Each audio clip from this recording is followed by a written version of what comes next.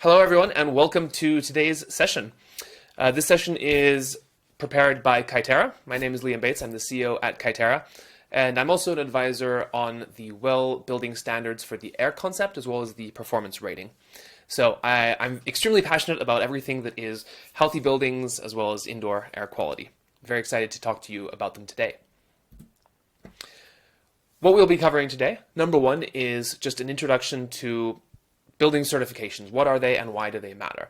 Then we will go through some of the most popular building certifications, understanding what are the key differences, which ones might be the best one for you. And finally, we will spend a moment looking at what some of the key considerations are when choosing a certification and starting to implement it. So first of all, let's go over some basics. Why do certifications matter? Well, building certifications are a way to recognize and to promote buildings that meet certain standards for sustainability, environmental performance, or for occupant experience. Certifications they typically all work in more or less the same way, which is that you will tick boxes according to the standard, meeting standards for performance or for the way in which the building has been designed. So this could include building design, construction, operation, and actual performance data once the building is occupied and being used on a day-to-day basis. And typically, this will cover things like energy usage, water usage, material selection, and indoor air quality. So building certifications are important for a few reasons. Number one, they can enhance the market value of an asset. So there's a lot of data, a lot of research out there showing that buildings that have achieved certifications will typically be able to charge a premium to occupiers. And over time, their market value will increase. So you'll have a building which is of higher quality and that is recognized by potential tenants, and overall asset value increases. You also get long-term cost savings, or I'd say long-term cost savings / improved building performance, because these two things are tied together. So building certifications typically are focused on a wide range of environmental and sustainability factors, such as energy usage, water usage, indoor air quality, IAQ.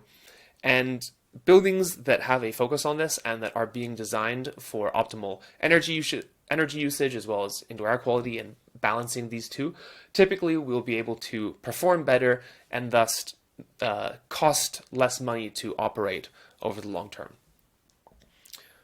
Brand reputation, this is a huge one, and we will often see entire portfolios around the world saying we are going after X certification.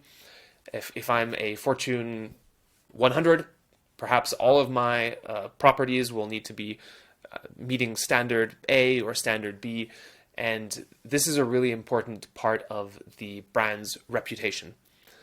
So you enjoy brand equity from being regarded as a leader in the field and meeting your values around sustainability as well as the health and well-being of your employees.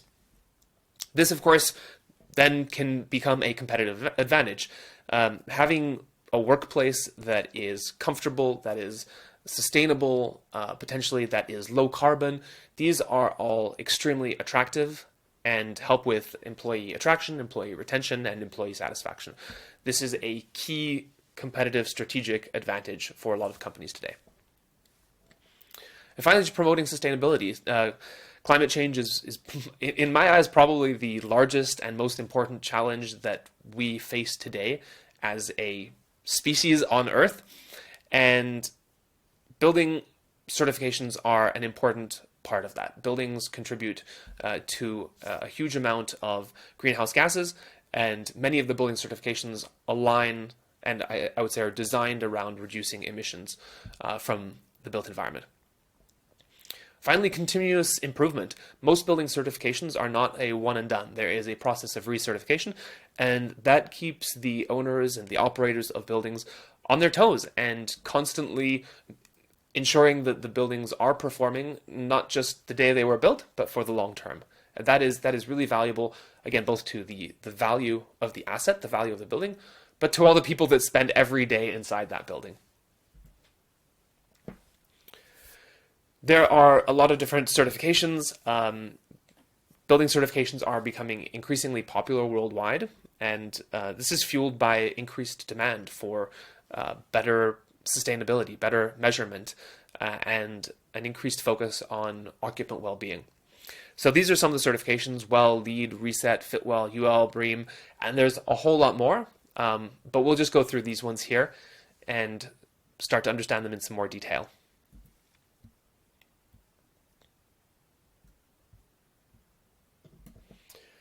Okay, let's start with WELL. WELL is probably the one that I'm also most familiar with, being on the advisories for a couple of different concepts and features within WELL. So very happy to talk about this in a lot of detail, but I'll try to give equal weight to all the certifications that we go through. So the WELL building standard is a certification program for buildings, for commercial interiors, for communities, for core and shell, that focuses really on the health and the well-being of the occupants. And so this is a little bit different from some other building certifications, where the focus might be more on the building itself and on the impact of that building on the environment. So a very, very strong sustainability focus in many of the other certifications. WELL is all about the people. It's all about the health and well-being of the people that are inside those buildings. And it's developed by the International Well Building Institute, which we refer to as the IWBI. And there are 10 concepts, and you can see them listed here: air, water, nourishment, light, movement, thermal comfort, sound, materials, mind, and community. I don't know if this is the case, but I always like to think that these are in order of importance. Air is, we breathe air all the time. If we don't breathe air for 2-3 minutes, it's game over. Water, we can go a few days. Nourishment, we can maybe go a few weeks.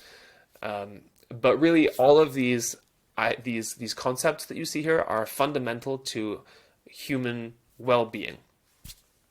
So WELL certification is awarded at different levels, so from silver up to platinum, and this is based on the number of points that are achieved. So there are slightly different requirements for different space types. For example, if you're certifying a commercial interior versus core and shell, essentially the outside, not the tenant spaces, but the actual building itself, those would be different. If there are spaces inside that are kitchens, they will also have slightly different requirements. But what's really, I think, interesting and unique about WELL is it is a performance-based system, and it requires on-site testing. And so this is different, again, to some building certifications, where you may be able to just fill out forms and provide engineering drawings that say that these standards are being met. With WELL, somebody is actually going to come on site. Typically, this could be a WELL accredited professional or a testing agency, and they will verify many of the factors and the features that you have applied for. Like many other building standards, WELL is the requirements essentially get certified for 3 years, at which point there is a recertification process that takes place. So the highlights of WELL is, again, heavy emphasis on building occupants. It is extremely rigorous. It's performance data based. Some of that will be from continuous monitoring within the building, for example, indoor air quality monitors that are measuring throughout the building all the time. But some that will also be from external third parties coming in and taking measurements and verifying that the building is performing as it should and it's up to standard. It is very, very fast growing. There are over 4 billion square feet of certified spaces today, and that has been growing exponentially over the past few years. Notable projects, our recent one is the SFO Harvey Milk Terminal 1 boarding area B at San Francisco International Airport. This is an amazing space, as well as many, many, many other projects that have achieved WELL certification in the past couple of years. It is considered to be one of the most expensive building certifications. The cost could be from 8, 10 up to over $100,000. So it's extremely rigorous, and tied to that, the costs can be quite high. Additionally, there will be extra costs for annual maintenance and so on. Okay, let's talk about LEED. This is another very popular and well-known building standard. So Leadership in Energy and Environmental Design, that's what LEED stands for, and it's a green building certification program that recognizes and promotes buildings that meet certain standards for environmental performance and sustainability. So a little bit different from WELL. The focus here is much heavier on the sustainability and environmental aspect. I should say that all of these building certifications there's a lot of overlap, and you cannot say that one of them only cares about health and well-being, and another one only cares about the environment. There is a ton of overlap, but they typically will have more weight on one than the other. So this is developed by USGBC. It's one of the most widely recognized and widely used building certification programs in the world, of course within the United States, but also globally. There are LEED projects in almost every corner of the planet. LEED is also based on a point system, and buildings can achieve certifications at 4 levels from certified up to platinum. Something to keep in mind, which is a little bit different from, at least from WELL, is that there are, I'd say, a lot of different flavors of LEED. So whether it is a new building, new construction, or LEED for existing buildings, the certification requirements will potentially be quite different. And when you're applying for LEED, it is essentially for a certain flavor of LEED, such as LEED for existing buildings. The certification process involves a very detailed assessment of the building's design, construction, operation, and there's a lot of documentation, there's a lot of reporting. There will also be some on-site assessments. LEED certification is typically valid for 5 years, and at that point, the building will need to be recertified.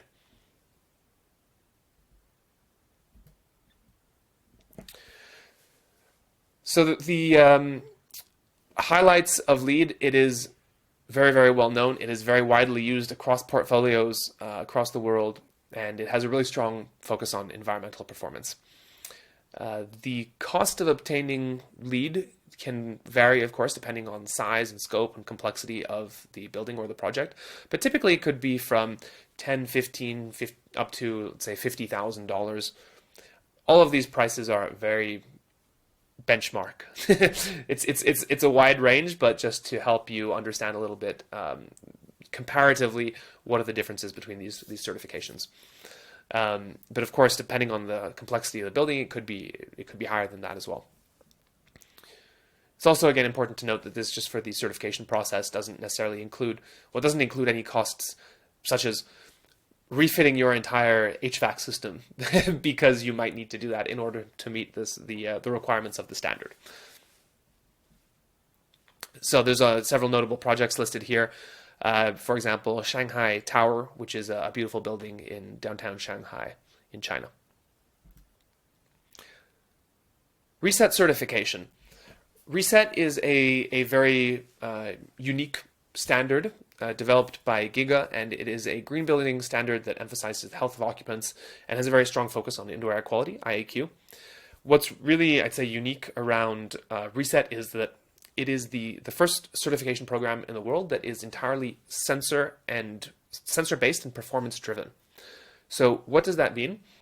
As opposed to, well, many features within WELL, not all, but many features within WELL or LEED will require either submission of documentation or somebody going on site and taking a one-off reading to say, on the date of certification, this is what the air quality was. Reset, on the other hand, collects data by installing sensors throughout the buildings that are being certified, collecting that data, and purely based upon that data, along with some extra information, but essentially purely based upon that data, certifying the building as meeting standard or not meeting standard, based upon the 24/7 readings from that building. Actually, I shouldn't say 24/7 because the readings are during occupied hours, but essentially that's the idea, is that the sensors are always there collecting measurements automatically being processed, and it's really, really based off of hard data. The reset standard is also a modular standard, and there are different modules, as you'll see on this slide, for materials, for air, water, energy, circularity. So over time, reset has expanded a lot to have more and more modules to allow for measurement and certification of different aspects of the building. It started off focused entirely and exclusively on indoor air quality, which again is very unique, but over time has grown to a much more modular standard. It is relatively new and not as widely adopted as standards such as LEED or even WELL, but the approach that is taken by Reset is again very unique. The cost of obtaining a certification can, again, vary a lot depending on the size and scope of the building, but typically could be from $5,000 to maybe $15,000. There are recurring fees. The data is constantly being captured, and so this is, again, not a one-and-done certification. It is a constant certification, which from an occupant perspective is really valuable because it means that, you know, when you see that this building is Reset certified, that it is still meeting standards for a good indoor environment, and not just that it did 3 years ago when it was certified. Fitwel certification. So Fitwel is a building standard and certification program that was designed really for ease of use and flexibility. That's really, I'd say, the highlights of this certification. It can be done relatively quickly. So typically the process will take fewer than 12 weeks. And as you'll see on this slide, Fitwel covers over 55 evidence-based design and operational strategies in 12 different categories. So location, building access, outdoor spaces, workspaces, shared spaces, there's a lot of different areas here. And really all of these strategies are, number one, evidence-based. And I should say they have been shown to have a positive health outcome for building occupants. And that's why they've been chosen and added to this list. So this could, again, it could cover active design, it could cover healthy food, tobacco, smoking restrictions or control.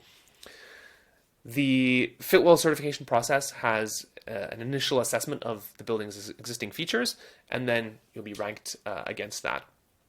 Fitwel, again, it's very flexible and accessible to a wide range of building types. So offices, schools, multifamily residential, new buildings, existing buildings, really it's there as a certification and a tool that almost anybody can leverage to measure and be able to quantify their indoor environment. What is very unique about Fitwel as compared to LEED or WELL or even Reset, and this is very much in line with those goals of being accessible and easy to implement. Fitwel does not have any hard requirements. That is to say, like other building certifications, you get points for meeting more and more criteria, but there are no minimum requirements that you must implement this exact feature. For example, in WELL, there are prerequisites, and then there are also optimizations, which are optional. And the more optimizations you do, you will get more points. But the prerequisites must be completed. That is not the case with Fitwel. You can really pick and choose from all of the options and then add up all the points and see what level of certification you hit. Cost of Fitwel is, typically could be from $5,000 to $25,000. Some notable projects would include the Stock Exchange of Thailand, which is a really interesting one. UL Healthy Buildings. So UL Healthy Buildings is developed by UL, and it's a comprehensive building standard that covers air, water, so air and water quality, lighting, acoustics, and also building hygiene or cleanliness. So this program has been designed for commercial and federal buildings and business owners, and they want to be able to communicate the high standards that their buildings have to their customers and their clients. So there are several different tiers. The first one is Verified Healthy Building for Indoor Air, so it's focused exclusively on indoor air quality. The next tier brings in water quality, And finally, the verified healthy building for indoor environment has indoor air quality, water quality, but also lighting, acoustics, and building hygiene. So UL is very well known in the safety science space, and so that's obviously one attraction from the UL Healthy Building program. What is really unique about this program is that, unlike any of the other certifications, the UL Healthy Buildings will actually work with you to help make sure that that your project meets the standard. So it's not just saying, here are the criteria, do you meet them, yes or no? But if you don't, what do we need to do? And they will work with you in order to achieve the standard. And this has led to, so far, every single business that has applied for the UL verification mark has achieved it. That is not to say that the standards are low. The standards are very high. They're based off of many other industry recognized standards, such as ASHRAE or even LEED, WELL, the EPA, WHO, etc. And in terms of notable projects, NBC Tower in Chicago. Okay, coming up to the last of our main, very common certifications. This one is BREEAM.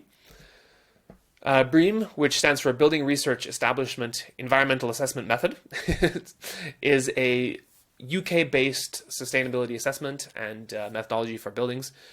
And it's developed by BRE, and really it aims to promote the construction and development of sustainable buildings that have a minimal impact on the environment.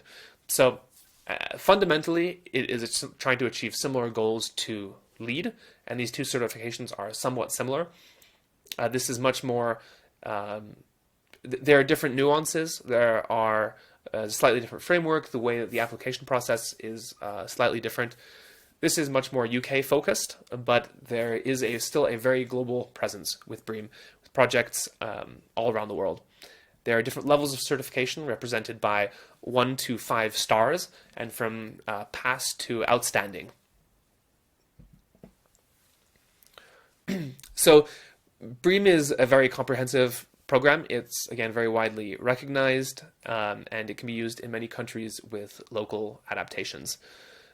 The cost of BREEAM can vary, again, very much with the scope of the project, but typically from several thousand to tens of thousands of pounds. And again, this is not a one-off cost. There are several stages to BREEAM, and costs will increase accordingly with those stages. Now, there are many other regional certifications all around the world, and we do not have time to go through all of them here. This is not an exhaustive list, but some of the more common ones that I'll just touch on very briefly include BCA Green Mark. So this is a program developed by Building and Construction Authority, so BCA of Singapore. And again, it is there to recognize and promote environmentally friendly and sustainable buildings. So the program focuses on a lot of different criteria, from energy, water efficiency, indoor environmental quality, air quality again, indoor environmental protection, as well as management. And there's a range of levels of certification, just like all the other ones that we've seen. This one is specifically developed in and focused on Singapore. HQE is a French certification system, which is for sustainable and environmentally friendly buildings. And the process involves an assessment of the building's energy efficiency, its indoor air quality, its water management, materials, waste management, as well as some other factors. CASPI is a Japanese certification system for sustainable buildings. It's a comprehensive method for evaluating the environmental performance of the building. And again, it is focused on sustainable design and sustainable construction. It's, like the other certifications, a point system. And buildings are scaled instead of by number of points or silver, gold, platinum on a letter scale. So that's your overview of the different certifications out there and the primary differences between them. Often the next question is, how do I choose the right one? So what are some of the key considerations for projects that are looking to get certified? What's really important here is to think about what are your goals and what are your expectations? What are you hoping to achieve through a building certification? There are different goals. If the goal is really around making sure that your occupants are happy and are comfortable and are having a great experience within the space, that they are feeling productive, then well might be the option to go for. If the focus is really around making an extremely sustainable building, then perhaps LEED or BREEAM might be the one to look at. And of course, depending on what region the building is in, maybe there's a regional certification that makes the most sense.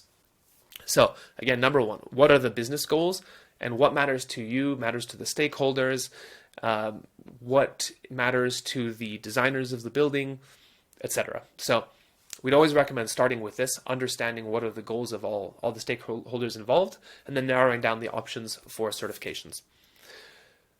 When it comes to actual planning and execution, of course, there are questions around budget, there are questions around the timeline. Some certifications are much faster than others. Again, Fitwel can be done in usually fewer than 12 weeks, whereas something like WELL will take a lot longer because it is a much, much more involved process. And do you have the manpower and the expertise to do this internally, or will you be working with third parties and consultancies to help do this? Then there's technical feasibility. So what phase is the building in? Not all building certifications apply to all stages and sort of possibilities during the construction process. So if it's a new building, an existing building, if there are certain requirements for what level of indoor air quality must be achieved, then based on the mechanical systems within the building, perhaps certain certifications, if this building is not able to achieve certain thresholds when it comes to indoor air quality, then certain certifications might be ruled out at that stage, unless there is budget made available to actually improve the indoor environment to the degree that the certification requires. So these are some of the considerations, and really it's important to take a holistic look and go through each of these steps and really think it through before committing to any specific building certification process, because it can be quite involved. Though, again, I just want to remind everybody that there are a ton of benefits to getting a building certified, both for the actual improvements that will be found in the building, as well as the outcome of having a certification, having proof that these things have been done.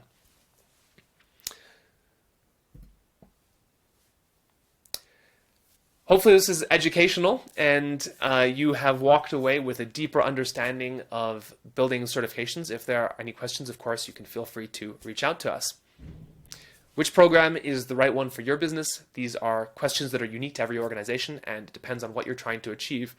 At Kaiterra, we help global companies to improve their indoor air quality, to measure it, to manage it, and to make a measurable improvement around many aspects that are fundamental to having a healthy building. So commercial air quality monitoring offered by Kaiterra makes it easy for you to incorporate indoor air quality measurement and to get more points when it comes to the IAQ portion of whatever certification you're going after. So if you'd like to learn more, of course, feel free to reach out to us.